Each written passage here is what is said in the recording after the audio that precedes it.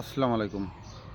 ভেবে দেখুন তো এখন থেকে ২১ কিংবা ২২ মাস পূর্বেও, অর্থাৎ যেদিন ২০১৯ সালের বিপি নুরুল হক নূরদের ছাত্র বিরোধী বৈষম্যর যে আন্দোলন, সেই আন্দোলনের প্রভাবে সেই কোটা পদ্ধতি স্থগিত করা হয় এবং পরবর্তীতে ২০-২১ মাস পূর্বেই সেই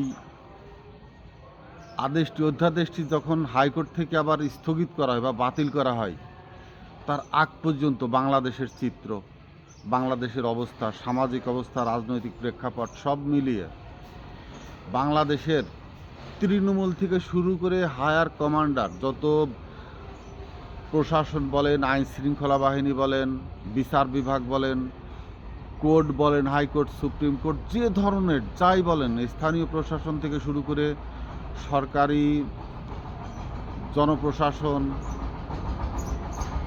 স্থানীয় প্রশাসন, সমস্ত কিছু পুরা বাংলাদেশের পশু পাখি, গাছপালা, ভূমি, জলাশয়, আকাশ পাতাল, এমন কোনো জায়গা কি ছিল যে আমলিগ ছিল না বা আমলিগীকরণ করা হয়নি?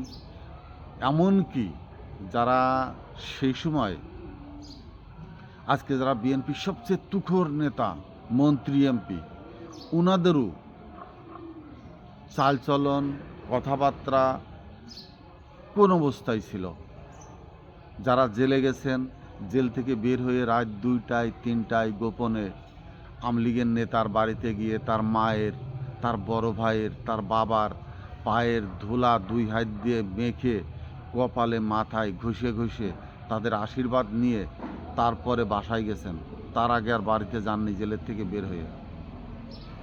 বিএনপির কোনো নেতার বাড়িতেও, মিনিমাম নেতা, তার বাড়িরও যদি একটি গাভী গরু বিকায় বাছুর হয় এবং খাওয়ার যোগ্য দুধ শুরু হলে তার প্রথম দুধটি আমলিগ নেতার বাড়িতে পাঠিয়ে অনুমতি নিয়ে তারপর খেতে হয়েছে। ভাই আমার দোয়া, গাভীর দুধ দিয়ে গেলাম, আজকেরটা আপনার দিলাম, কালকেরটা আমার বউ ছেলে মেয়ে হয়তো একটু খাবেই, যদি আপনি অনুমতি দেন।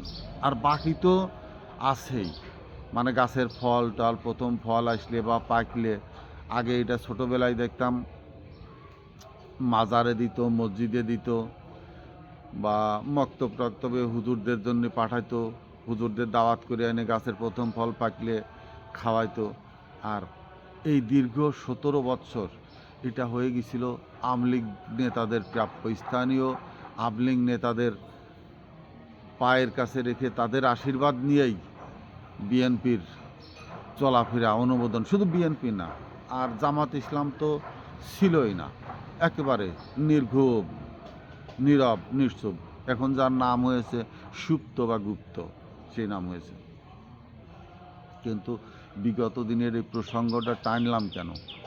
সারা দেশই যখন আওয়ামী লীগ, পুরা দেশের সর্বশক্তি নিয়ে, শুধু আওয়ামী লীগ এদেশে একা নয়, পুরা জনগোষ্ঠী একা নয়, তার সাথে শক্তিশালী দক্ষিণ এশিয়ার পারমাণবিক শক্তিধর রাষ্ট্র, জনসংখ্যায় শক্তিধর রাষ্ট্র, আকারে সবচেয়ে বড় রাষ্ট্র ভারত, সেই আওয়ামী লীগের মাথার উপরে সবচেয়ে যখন বড় ছাতা হয়ে দাঁড়ানো ছিল, তখন বাংলাদেশে কি এমন একটি আন্দোলন হয়ে গেল, কি একটি বড় ধরনের ঝড় বয়ে গেল যে এত বড় শক্তিশালী দানবের ন্যায় মনিস্টার সে দেশ ত্যাগ করতে বাধ্য হলো।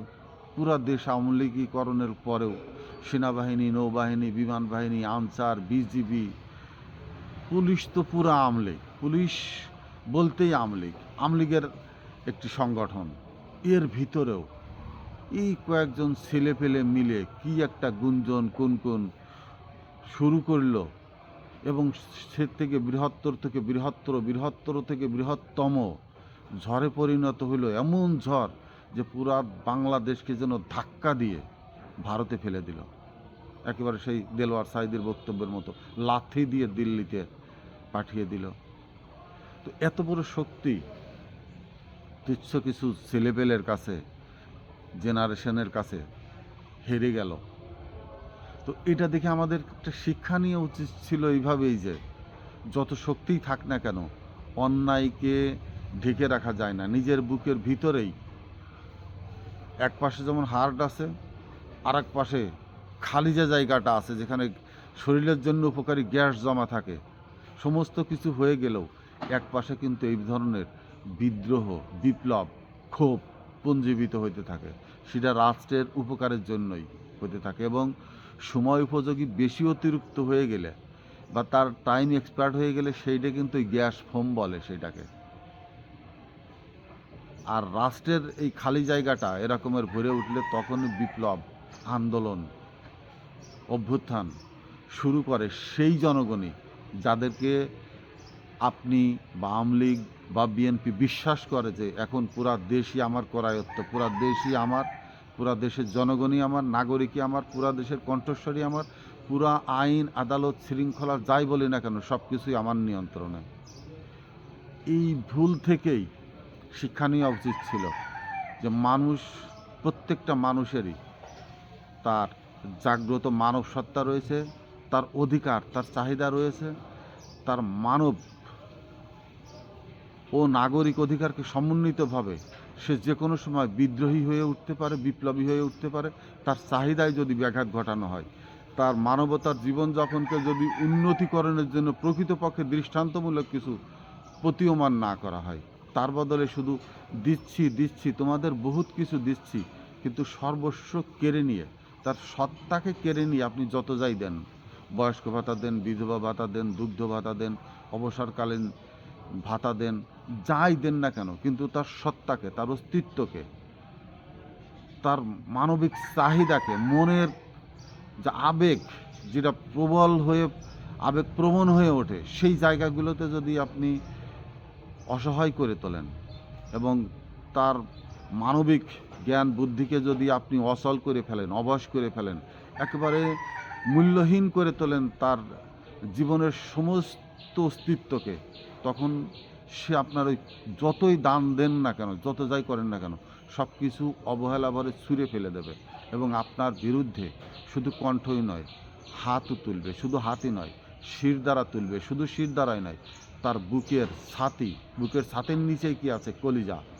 তার কলিজার স্ফালন দেখাবার জন্য চল শক্ত করে সে তার কলিজাকে উন্মুক্ত করে তুলবে আপনার বিরুদ্ধেই। আসলে কি পুরা দেশের জনগণের মানসিক সাপোর্টের প্রয়োজন, শক্তি সাপোর্টের প্রয়োজন, নাকি সংবিধান মানে এটা কি বলবো, নাটক করবার জন্য যে মঞ্চ তৈরি করে গেছে গণভোট, সেটাই প্রয়োজন? জনগণের চাহিদাকে মিটাবার সর্বক্ষমতার সাথে নিজেদের যে সততা, সেইটার প্রয়োজন। ছলনাটা বোঝে, সবাই বোঝে, আপনিও বোঝেন।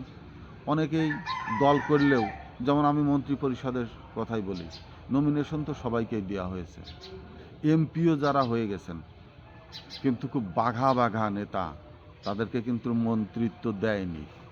অর্থাৎ ওই নেতা নিজেও জানেন যে দলের জন্য কে অকুতোভয় সৈনিক আর কে অকুপায় নির্ভীক নিজের স্বার্থ নিয়ে, এটুক তো দলের নেতাও বোঝে।